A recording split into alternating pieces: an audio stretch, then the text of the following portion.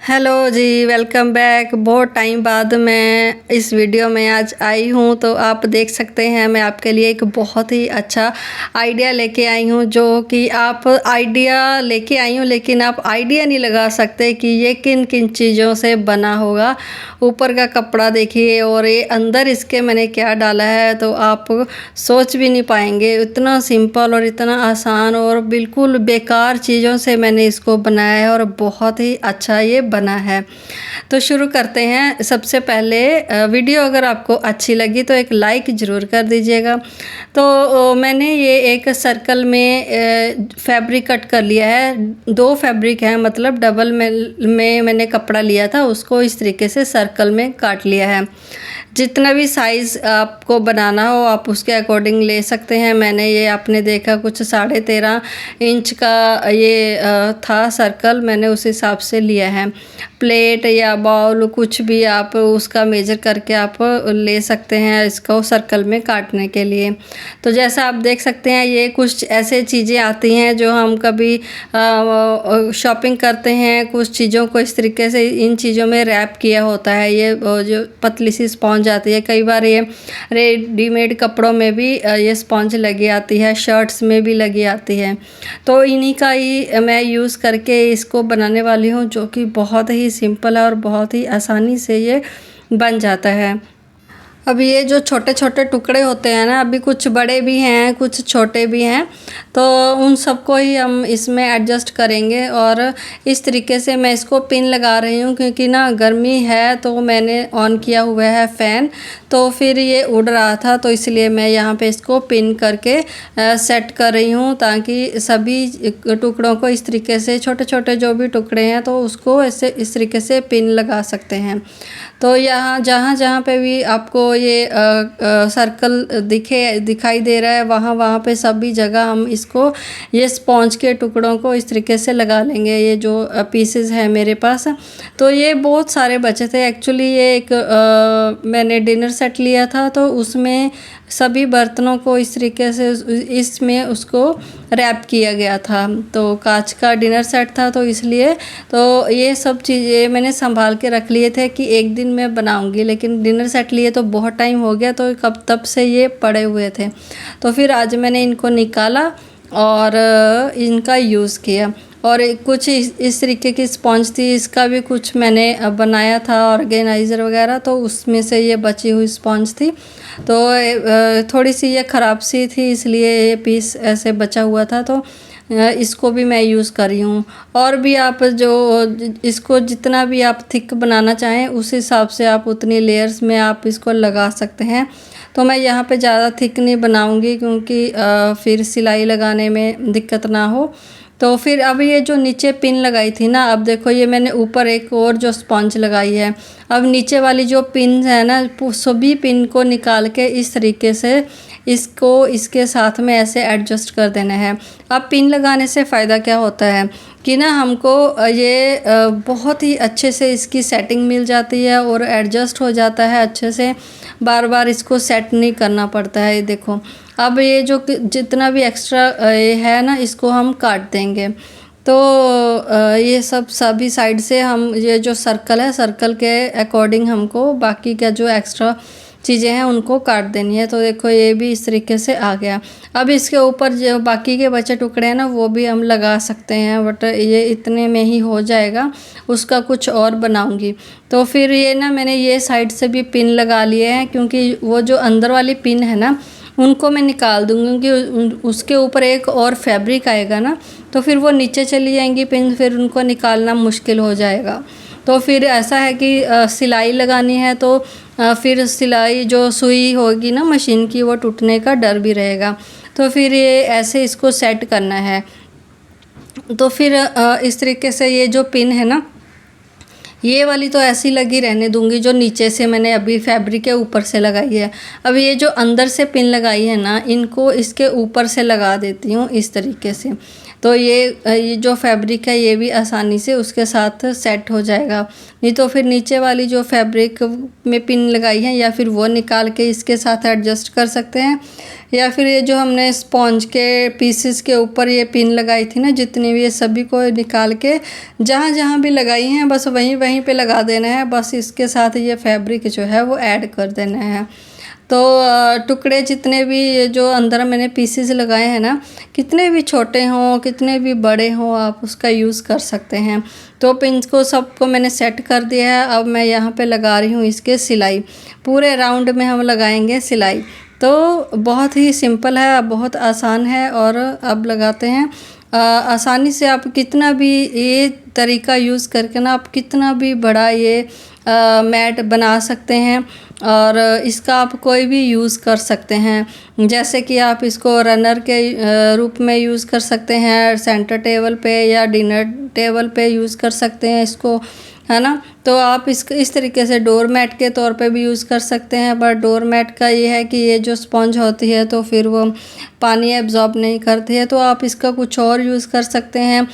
जैसे हमारे पास पॉट्स होते हैं, फ्लावर पॉट्स होते हैं, उनके नीचे रखने के लिए, है ना। साइड टेबल होता है बेड के साइड का, वो वहाँ पे रखने के लिए इसका यूज़ कर सकते हैं। मल्टीपर्पज़ यूज़ कर सकते हैं, जो भी आपको यूज़ में आए। तो आप इसको सिटिंग मैट के रूप में यूज़ कर सकते हैं। आप पूजा वगैरह कर रहे हैं तो उस हिसाब से आप इसका यूज़ कर सकते हैं। तो आप देखो इस इतनी बेकार चीज़ों से इतनी अच्छी चीज़ बन जाती है। और ये जो फैब्रिक आप देख रहे हैं ये भी मैंने कोई स्पेशल नहीं लिया है, ये भी पुरानी एक बेडशीट का बचा हुआ पीस था। तो ये टुकड़े जो निकले हैं उनको, ये थोड़ा थोड़ा निकलता ही रहता है जब तक सिलाई ना लगे। अब सिलाई लग गई है, अब भी वो नहीं निकलेगा।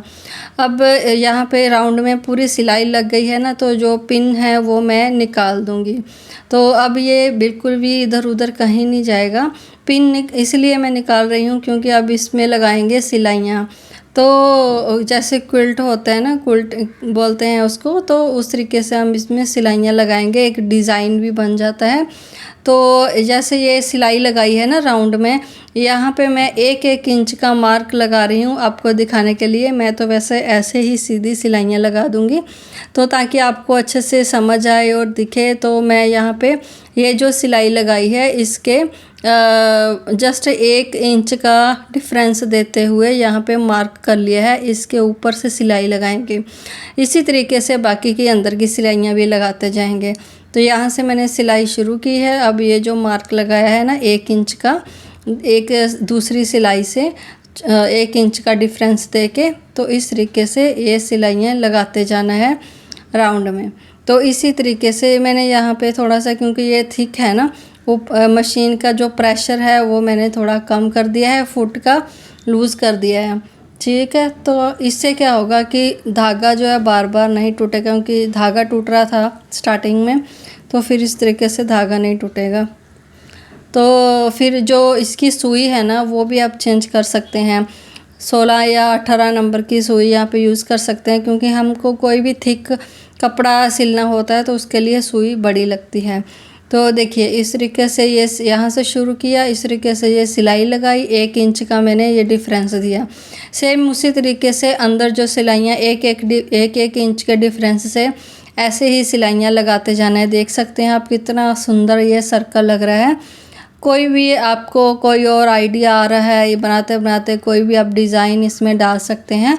सिंपल सीधी लाइंस लगा सकते हैं, इसमें सिलाइयाँ लगा सकते हैं, है ना। जैसे मैं सर्कल में लगाई है तो आप सीधी सिलाइयाँ भी लगा सकते हैं, बॉक्स भी बना सकते हैं, कोई भी डिज़ाइन आप बना सकते हैं सिलाइयों से।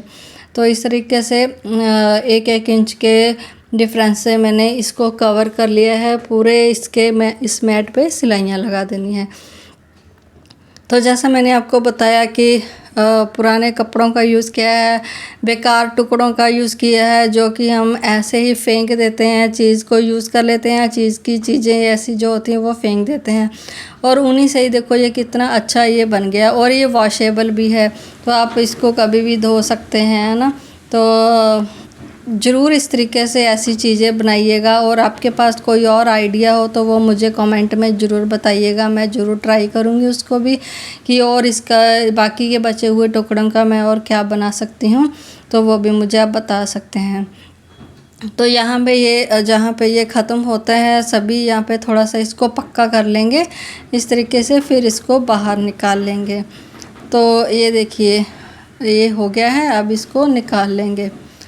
तो जो टांका था ना, ये भी मैंने थोड़ा सा बड़ा कर दिया था, जो सिलाई का टांका था वो भी आप थोड़ा सा बढ़ा सकते हैं। और उसके बाद मैंने ये एक पट्टी ली है जो कि इसके सर्कल पे लगानी है। ये तकरीबन 2.5 इंच है चौड़ी है पट्टी। ये पहले से कटी पड़ी थी तो वही उसी का यूज़ कर रही हूँ। आप इसमें 2 या 2.25 इंच की पट्टी का यूज़ भी कर सकते हैं, 2.5 इंच की पट्टी का यूज़ भी कर सकते हैं।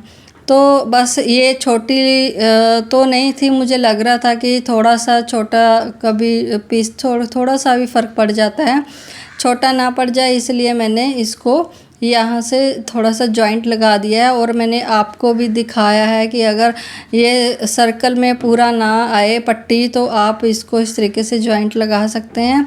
और फिर उसके बाद यहाँ ऐसे इसको नीचे रखते हुए इस तरीके से इसको पूरे सर्कल में सिलाई लगा लेनी है। तो नीचे की साइड मैंने पट्टी को रखा है, ऊपर से मैं सिलाई लगा रही हूँ। तो सिलाई ये जो पट्टी है और ये हमने जो पीस बनाया है, इन दोनों को बिल्कुल बराबर से रखना है। बराबर करते करते थोड़ी थोड़ी सिलाई लगाते जाना है, थोड़ा थोड़ा बराबर करते जाना है। खींचने की बिल्कुल भी ज़रूरत नहीं पड़ेगी आपको, ना ही ऊपर वाले पीस को ना ही पट्टी को। तो बस सिंपली इसको इस तरीके से सिलाई लगाते जाओ और जहाँ पे हमने शुरू की थी ना सिलाई वहाँ तक, यहाँ पे ये ख़त्म हो जाएगी और जो एक्स्ट्रा कपड़ा होगा वो हम काट देंगे। तो इस तरीके से ना मैंने और भी बहुत सारे इस तरीके से ऑर्गेनाइज़र और बहुत सारे मैट, अलग अलग जो पुराने हमारे कपड़े होते हैं जो बिल्कुल भी यूज़ में नहीं आते हैं, उनसे बहुत ही अच्छी बहुत ही प्यारी चीज़ें बनाई हैं मैंने।